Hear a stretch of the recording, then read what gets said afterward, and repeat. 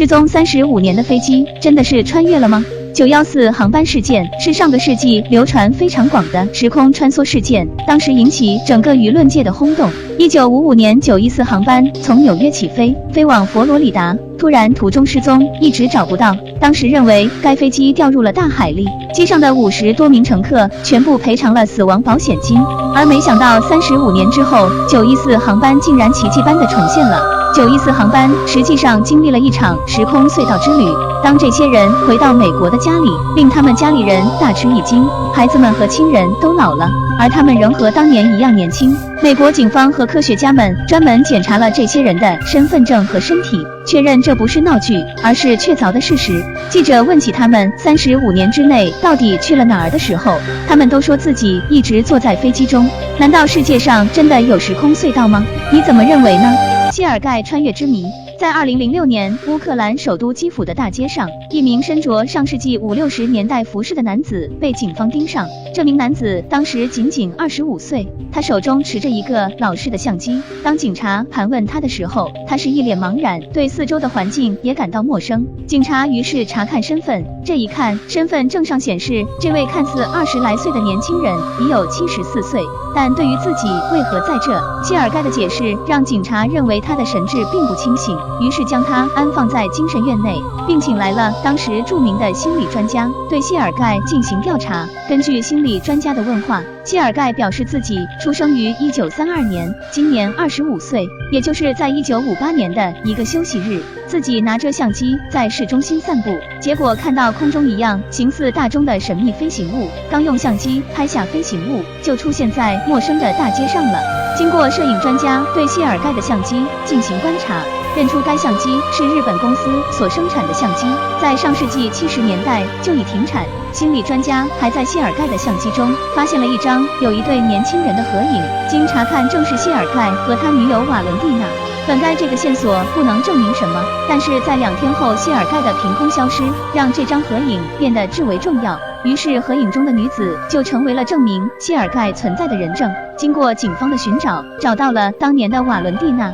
已经74岁的瓦伦蒂娜交代了谢尔盖真的是她男朋友一事时。你觉得真的可以穿越时空吗？死不了的人，这里就发现了一个从飞机上跳下都摔不死的人，您相信吗？在巴西亚马逊的原始森林里面，住着一位死不了的人，他就是名叫奥鲁乌加欧的当地土著人。据说被长矛穿心或被黑熊咬伤也不觉得痛，更不会丧命。随后，来自瑞典的科学家安德烈和3位人类学家经过几星期的观察，发觉奥鲁可以在1夜之间治疗好致命的刀伤，数分钟后就能退去高烧。于是就带奥鲁去大城市里面研究。当他们乘坐一架飞往里约热内卢的飞机时，奥鲁第一次感到兴奋和好奇，在没有降落伞的情况下，突然从飞机跳下。安德烈等人来不及阻止，心想他必死无疑了。岂知搜索队第2天在森林里找到他时，除了眼角受了点轻伤外，全身竟没有一点受伤伤痕。对于不死人奥鲁乌加欧，科学家们至今无解。您觉得他不死的秘诀是什么？塔里德事件。1954年7月，一个炎热的日子，一个神秘的男人出现在日本东京机场。尽管他有着白人棱角分明的俊朗五官，行为也并无任何异常之处，可机场工作人员迅速将他拦下来进行搜身检查。陌生男人拿出自己的护照，打开一看，大家都懵了，护照竟然是真的，来往记录也没问题，国家的名字竟然是塔里德，可世界上没有这个国家。陌生男人也急了，就要了张世界地图，然后画出了自己国家的位置，可是发现这个地方是安道尔。工作人员一看没办法，就先关他1晚上。为了防止逃跑，还有2个守卫守着门口。结果第2天打开房门一看，人竟然不见了，没有任何可以出的途径。关键是扣留的护照资料和行李都也消失了。从那以后，再也没有人见到过这位来自塔里德的女人。历史上神秘消失的4个人，据说老还童。据传在武当山修行能够让人返老还童，甚至得道升仙。今天就给大家说一个近代时期的事情。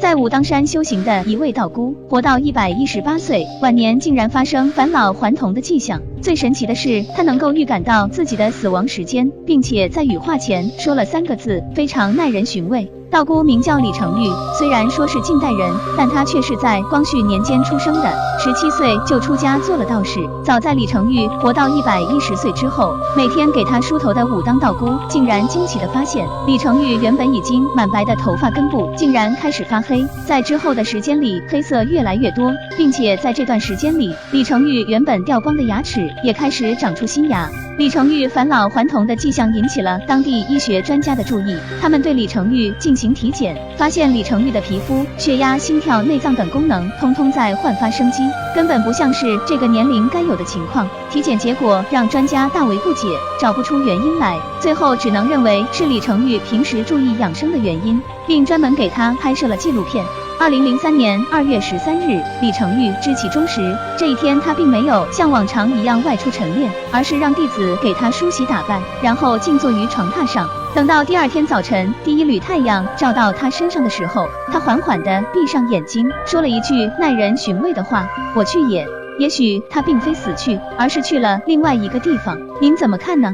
史上最诡异的名字，说出来你可能都不信。我们都知道，在海上行驶的游船算是比较危险了，在历史上都发生过很多起沉船事件。但如果你的名字叫做修威廉姆斯，那么你将会是幸运者。1660年，有一艘船在多福海域失事沉没，这场事故只有一人生还，他的名字叫做修威廉姆斯。1767年，另一艘船在同一海域沉没，唯一的幸存者是另一个叫做修威廉姆斯的人，其他273人遇难。1820年，一艘客轮在泰晤士河发生事故，唯一的幸存者还是叫做修威廉姆斯。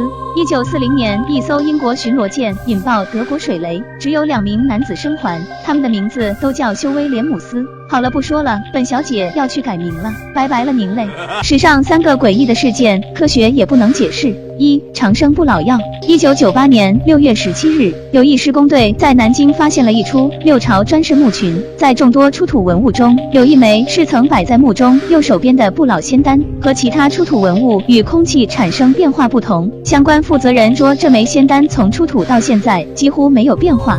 2. 林肯与肯尼迪遇刺身亡。这2位遇刺的总统有许多相似之处，比如2人遇刺时都是星期五，且有妻子陪在身旁，2人都有1名儿子在白宫死亡，2人死亡都是因为脑后中弹。最巧合的是，林肯的私人秘书叫肯尼迪，而肯尼迪的私人秘书叫做林肯。3. 恐龙蛋之谜。